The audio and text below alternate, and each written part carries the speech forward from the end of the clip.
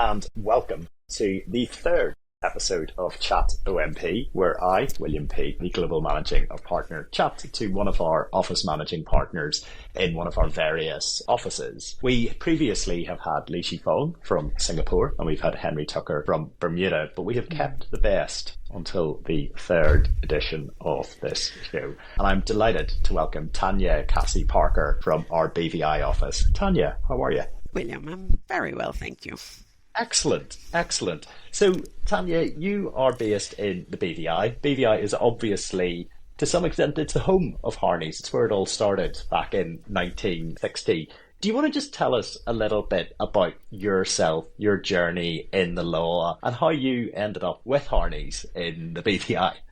Sure, William. So I started with Harneys 25 years ago. Wow. And I started fresh out of law school from Jamaica as an associate in the banking and finance team, which I think had been formed just a few months before. And I started off working directly with Peake, who later went on to become one of our global managing partners. And now, at that time, we had just two locations, one in BVI and a very, very tiny one in Anguilla.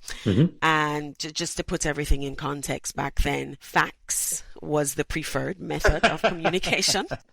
Most of my clients were Far East clients, which meant that every single fax had the word urgent stamped on it. The managing partner at the time, he would clear the fax machine every morning, read everything, and he would make notes in red ink on each. So he would see, if you'd basically been tardy. He would see if a client was complaining and he would put notes on it. Brilliant. And at the time, it was a bit annoying. But on reflection, I think, it was a great way for him to keep his finger on the pulse of what was happening in the organization. And so I came to appreciate that in principle. And we've obviously come a long way since then. For me, it's been quite a ride. I've watched the firm evolve and grow.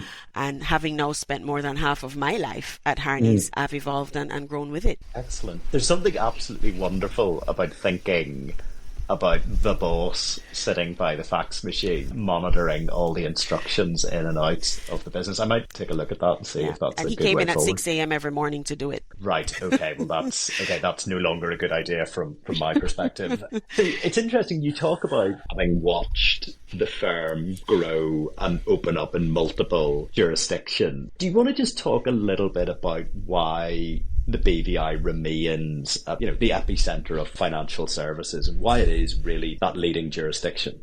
So BVI, of course, has a very long-standing reputation as a jurisdiction of choice for structures across a wide range of sectors. We've got BVI vehicles being used as holding companies for various assets, aircraft, ships, etc. BVI vehicles are popular in group structurings, investment business, JVs, joint ventures, listings, etc. We've also got a very large number of BVI vehicles listed on the London, New York, and Hong Kong stock exchanges. Yes. Why?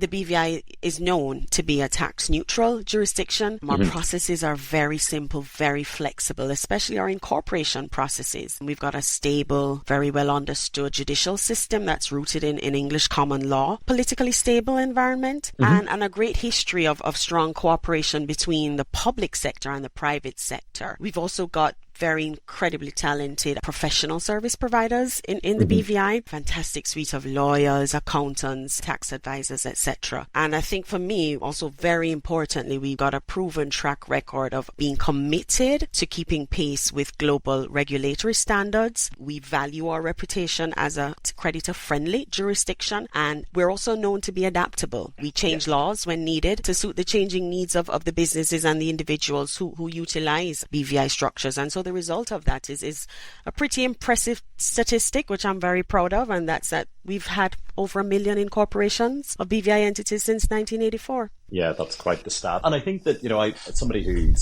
I've lived and worked in the BVI, and I'm now a very regular visitor in my role, there's something about the jurisdiction that there's a real camaraderie amongst the professionals on the island. And I think that really stands the jurisdiction in such good stead that everybody has the interests of the BVI at heart in terms of how they approach things. Yeah. And it's really impressive. Yeah, absolutely.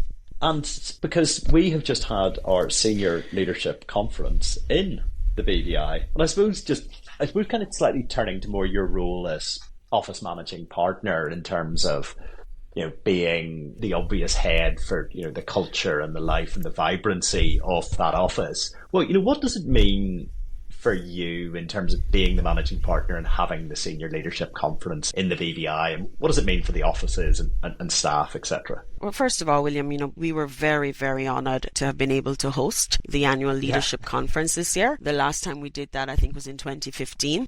And our staff were absolutely delighted at the opportunity to meet and to have conversations with the partners and managers visiting from our offices overseas. Many of those people, they would only have met over Zoom, or they would only have seen them in the photos on our website. The heavily airbrushed photos. So nobody had a clue who anybody was when we turned up. Indeed. To be honest. And as you said before, Harneys started in the BVI. We're the oldest firm in the BVI. We have always been the largest firm in the BVI. And our staff in the BVI they're very proud of that legacy that we have on the island, of the contribution that we've made to the growth of the financial services industry on the island, and by extension, the growth of the territory of the British Virgin Islands as a whole. So having our partners and managers from our other offices physically in the BVI to show them the magnitude of our presence on the island, and to reaffirm the commitment of senior leadership to the BVI as a jurisdiction, to remind them of where Harneys began,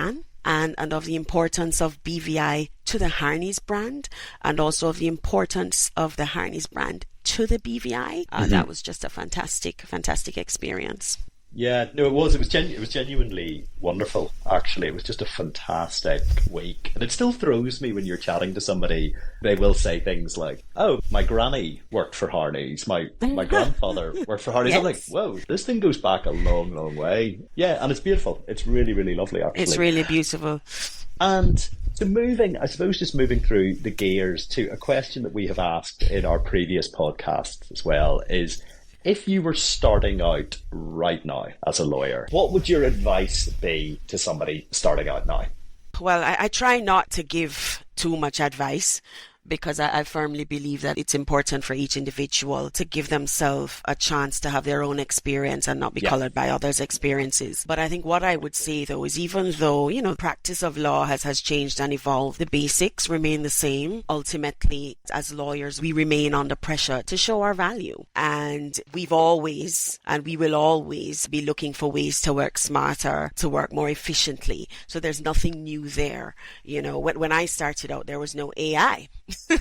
Yeah. True. But it's the same principle. It's just people trying to work smarter, faster, better. And when I started, that took the shape of, building up know-how and precedent databases, formalizing systems and procedures.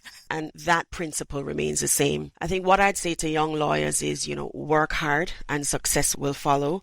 Don't buy into the instant gratification principle. Don't expect the success to come overnight. It's okay to make mistakes. Accept that. Just make sure you learn from them. Embrace technology. Embrace change. Take care of yourself physically, emotionally, professionally. At the end of the day, you are responsible for your career and the trajectory of it. Build relationships across the board. Not just with your peers and with your superiors. Build relationships with all staff. Treat all staff, no matter what their position is in the organization. Treat all of them well and stay humble. Give back where you can to your community. I think as lawyers, that's very important. And lastly, never forget that law is a business. Yeah, that's absolutely very, very well said. And I really like the line about stay humble and treat everybody equally. It goes an awful long way. I would resist slightly your suggestion that there was no AI, because you did have a fax machine when you started out. So that's not too hasty here.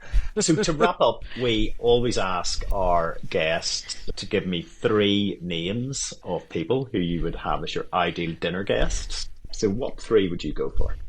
My first name would be Ellen Johnson Sirleaf. She's a Liberian politician and the first elected female head of state in Africa. She was president of Liberia from 2006 to 2018, and she won a Nobel Peace Prize in recognition of her efforts to bring women into the peacekeeping process. What I like about her, though, is that she took a non-traditional route to get into politics. She got married at 17, started a family, had 2 sons. She was a homemaker, then continued her tertiary education after that, divorced, divorced, suffered domestic abuse, but rose above all of that to become internationally known as Africa's Iron Lady. I've looked into her because there's a quote that I know of and that I realized was attributable to her, and that is, if your dreams don't scare you, they're not big enough. And I'd like to have dinner with her. Wonderful. I'd like to hear about those dreams that she had when she was much younger. So she would be first on my list. I think if we're going more into the fantasy, I think I'd have liked to have had dinner with 25-year-old Queen Elizabeth II.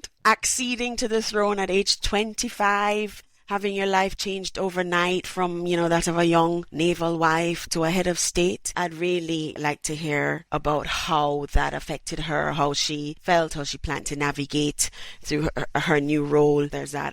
The third name I would put forward is Tanya. She's the judge overseeing the criminal trial of Donald Trump. Yes, and why would I like to have dinner with her? Firstly, because she's Jamaican born. And I'm sure she didn't expect to end up where she's ended up now. And I've read that, her friends recall her as a B student. Her ambition was to become a famous dancer. Yes. But I've also read, though, that her sister said about her that, what stands out is not just her intelligence and her fairness. She's cognizant of the fact that defendants aren't lawyers. So she's always very clear in her rulings, and that she's sentimental but surprisingly patriotic. And her sister also said, that we come from a country that has a more precarious relationship with democracy than America, and so that gives her a reverence for democratic institutions, and I can relate to that. And I'd love to have dinner with her to find out how she's handling the spotlight. That sounds like one of the best dinner parties ever. If I could possibly sneak in for that, and I promise I won't talk, that would be fantastic. Yeah. That sounds amazing. Tanya, thank you so much for all of that. That was a wonderful trot through your career, what's important to you, and also possibly one of the best dinner parties ever. So thank you so much for that. I really appreciate you taking the time. And we shall be back next month with another Office Managing Partner, but Tanya has just set the bar very, very high. See ya!